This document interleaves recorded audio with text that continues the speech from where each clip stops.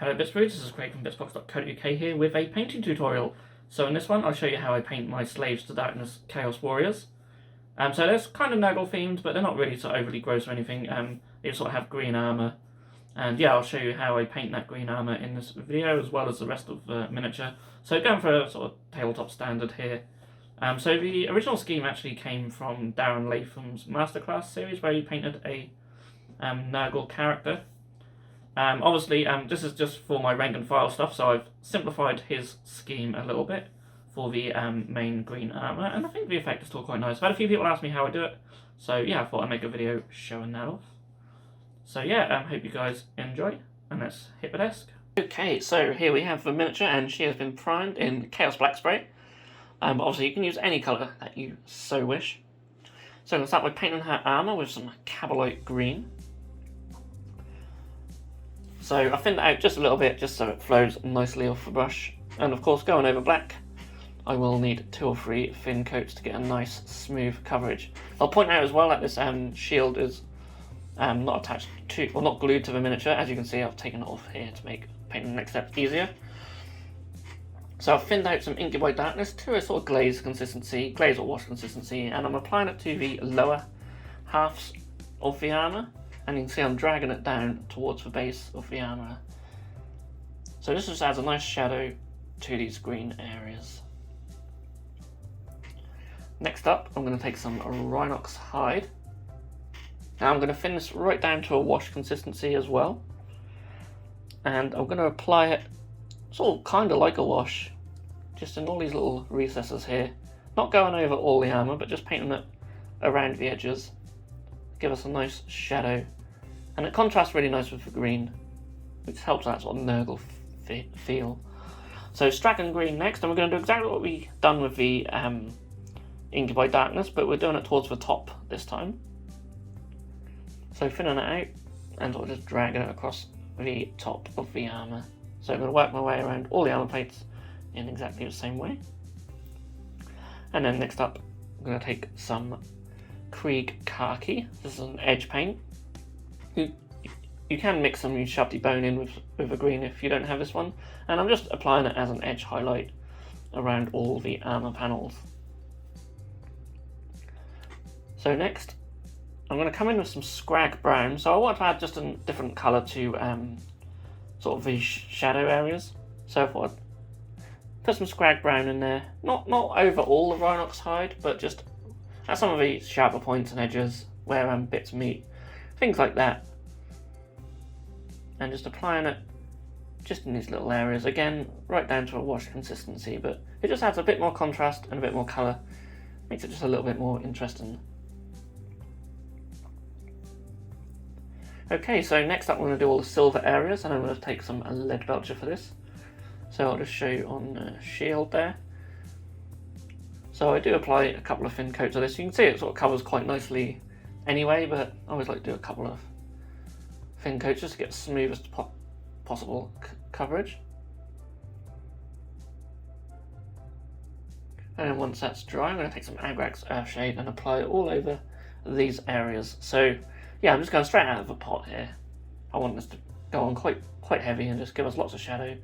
And it doesn't matter if some of it gets on the green. I quite like how it sort of just makes that icon pop a little bit just by going around it.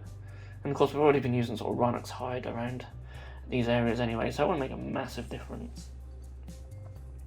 Okay, so next I'm going to take the Rhinox hide once again, and this time I'm going to paint on a rust effect. So essentially what I'm doing is I'm thinning it right down to that wash consistency again, and then just applying it over random areas across the miniature on all these metallic areas. So just little dots of it here and there. It doesn't really matter how much or how little you do, it's entirely up to you. I wouldn't go too overboard with it. Sometimes less is more. And then once that's dry, I'm going to take some Scrag Brown. There it is. And yeah, thin that right out to wash consistency as well. And I'm going to go back over these areas, but leave some of that Rhinox hide showing through. So focus on this a little bit more towards the centre of those areas. And again, just working our way around the miniature on some random spots. Yeah, and that's just a simple little way of doing a quick rust effect. So next I'll take Stormhost Silver, and this will be to highlight all these metallic areas. So I do go on a little bit heavy here with that first one, so try not to do that yourself, if you are following along of course. But it still looks really nice. I really like having this highlighter. I think it just makes the metallic areas just pop a little bit. So corn red now for the back of the cloak. I'm also painting her tabard in this way as well, but I'm not painting the inside of the cloak this colour. We'll do a different colour for that later on. And of course you can see here that I definitely need a good couple of coats to get a nice coverage with this corn red.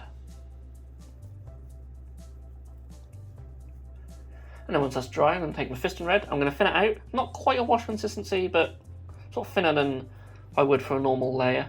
And then just apply it over all the higher points, leaving that corn red in the recess. So this is the way I like to paint cloaks quite quickly, just by layering up thin layers of colour, gradually getting brighter, rather than going into wet blend and lots of glazes.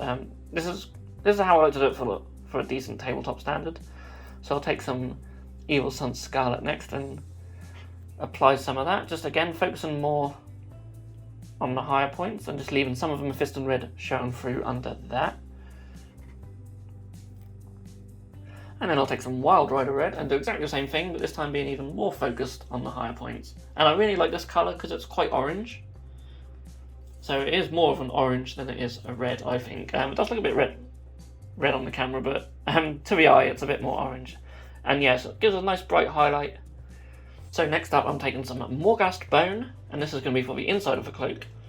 So I thinned it down a bit too much here. As you can see, as it goes on it's quite thin, but you know, that doesn't really matter. I think I do about 3 coats of this to get a nice smooth finish.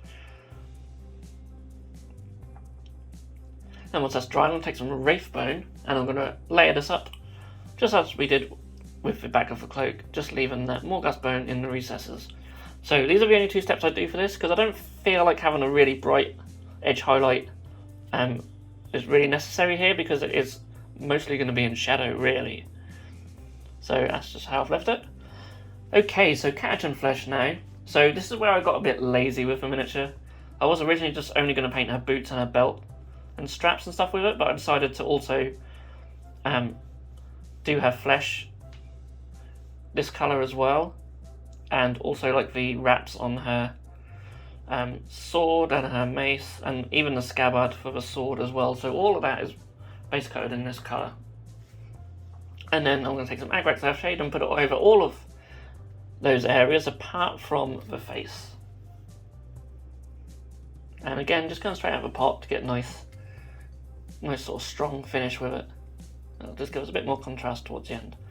So Blood Reaver Flesh now, and I'm going to go over all these areas and thin it out.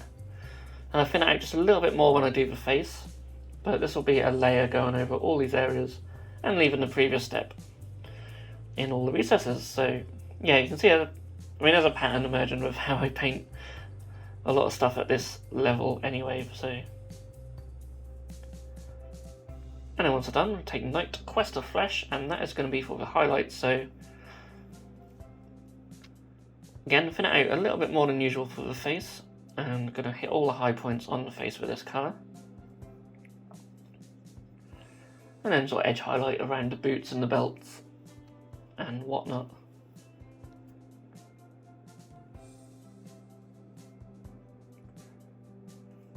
And then next out, we'll take some Bugman's Glow. This is just for a final highlight on the skin. So just picking out tiny little areas just on the right highest points. So next up, I'll take some Rust Grey. This is for the fur. So I thought I'd go like a grey fur. I mean, you could go with any colour. I certainly didn't want to do brown for this as well. It's already enough areas that I lazily painted brown. As you can see, I do need about 2 or 3 thin coats to get a good coverage with this though. Then I'm going to take some Grace here, and I'm going to paint all these individual little fur strands with this colour. Now it might seem a bit daunting at first, but you'll be surprised how quick you can do this. The fur on GW miniatures is quite thick really. It's not sort of that realistic, I suppose. But yeah, it does look really nice when it's done though. As you can see there. And then I'll take some Corvus Black for the hair. I was debating whether to do the hair yellow or red, but I just went with black in the end. So Corvus Black for that. And then finally just a edge highlight. Well, not an edge highlight, but highlighting the strands with Eshin Grey. And I could have gone one step further and just added some Dawnstone as well for some additional highlights, which you can, of course, feel free to do if you are following along. So yeah, that's the finished miniature. Yeah, so I went with like this sort of quick tabletop standard because I want to show how I paint my normal sort of Chaos Warriors. If I wasn't doing this for a video, I might add a couple of extra steps and just do a bit more on her, maybe some nicer blends and stuff like that. But I wanted to show how I do my normal Chaos Warriors. I was going to buy a Start Collecting box to do this, because I want to get another one anyway, but when this set came out, I thought that's just an ideal time to paint it, and they're just beautiful miniatures. So yeah, I got a whole warband painted, and I'm really happy with how they turned out. So I hope you guys did enjoy this video, and if you did, then please do give it a thumbs up, and feel free to subscribe to the channel if you haven't done so already. And yeah, just anything you want to see me paint in the future, you can certainly leave a comment down below for that, and let me know what you think. So yeah, all that's left to say is thank you so much for watching. I'll see you again in the next video. If you enjoyed this video, then please feel free to subscribe to our channel if you haven't done so already. You can also click that bell icon to be notified when a new video has gone live on this channel. On the screen now are 2 more videos that you may wish to check out, and a link to our Patreon page also. Thank you so much for watching, and we'll see you again soon.